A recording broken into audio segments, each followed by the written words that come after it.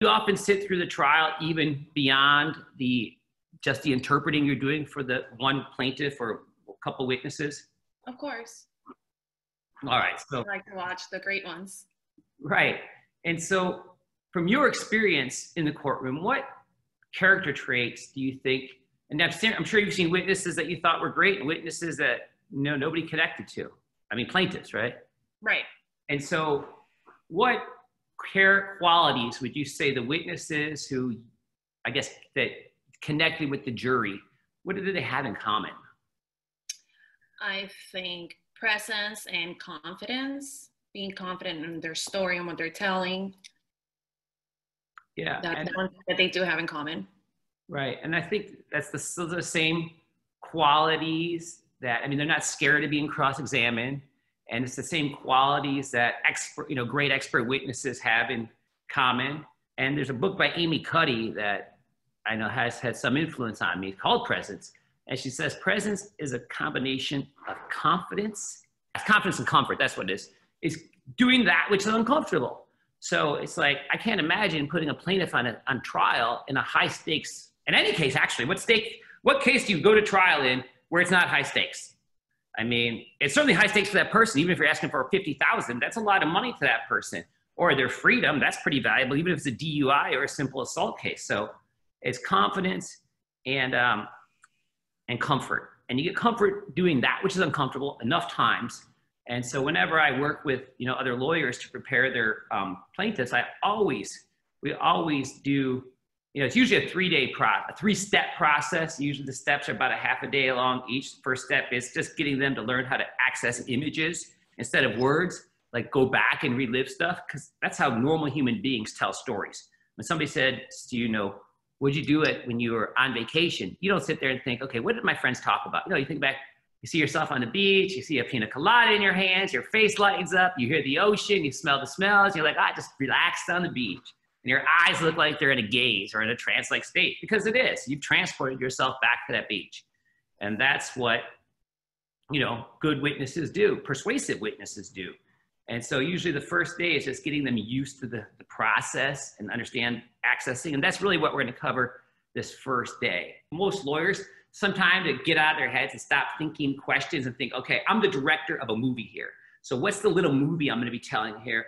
And like being totally engaged with the witness and imagining everything they're saying, and you're with them the whole time. Again, which is easy because we normally do that in any regular conversation. Sometimes if you're engaged in a conversation with somebody, you're not thinking like, I wonder what this person's thinking about me. I wonder if they think I'm weird. No, you don't think about that shit at all, except people that, they get on the stand. I mean, how many times have we had people be great in our office and you put them on the stand and it's like, freeze up. And that's why like the third half day of witness prep, I think it's always good to do in front of a focus group. And it could just be people from your office, but it gets people used to and comfortable speaking in front of a group of strangers. Okay. And that is this. I want you to take a good look around this room. Okay. And then, after you've taken a good look around the room, I want you to close your eyes and do the best you can. Now, this isn't a memory test. Just do the best you can to show us where everything's at in the room. Okay. So I know over here there's a foosball table. Over here there's a TV. Back to the right there's a bar. I believe a table to the left, a glass table. There is another window to the back. And I think that's mostly what I remember. All right.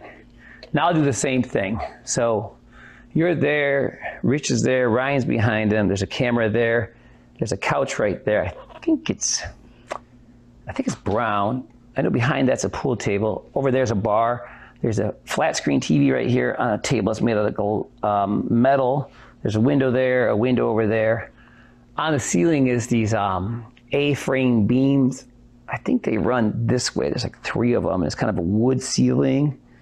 The door is over there where we come in.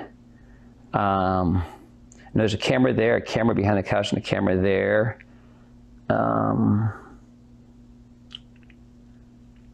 That's everything I can remember. Oh, I missed the foosball table. And so I did that for two reasons. One is that this couch is to my left, but it's to your right. That camera is in front of you, but it's to my left, right? Correct? Yes. And neither one of those, the couch nor the camera, have switched positions, but you and I have a different perspective. And so when you tell the story about the case, or even the story about the happy story you're going to share first, remember, it's from your perspective, okay? And then another reason why I told you it is because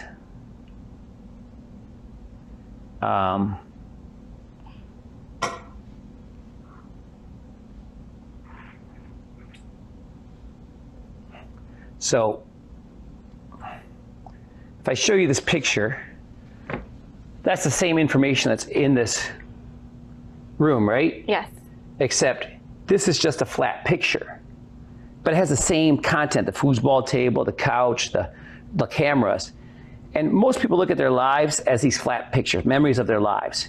And so even if it may start as a flat picture, we need you to expand it into a three-dimensional hologram and then step into that hologram, and so that you're there back into the story, like at the birthday party, that you're back there wherever it's at. Okay? Okay. But when you're, wherever you're at, freeze time right now, wherever you're at in your room, I want you to feel whatever feelings are going through you in that moment, and hear whatever sounds are there, and inhale and smell whatever smells are there in that apartment. And then I want you to look around from your left to your right and show us what you see so that we can see it too. Just like you showed us this room a little while ago. So we're there with you. Okay. So I walk in my bedroom. Nope, it's wherever you're at. You gotta keep your eyes closed though. Wherever you're at in your bedroom at the moment we just freeze time. Whether you're standing next to your bed, you're standing in front of your luggage, you know, but I want you to look, then I want you to look around from your left to your right and show us where everything is at in the room. So it's like we're there with you. Okay. So I'm standing next to my bed. It's a brown sleigh bed. Has black and white flowers on the covers.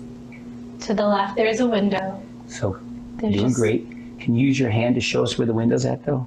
So I'm standing this way. Here is my bed. On this side over here, there's a window. I have my pink duffel bag on top of the bed. I walk to the right, where there is a walk-in closet. To the left, I go into the walk-in closet.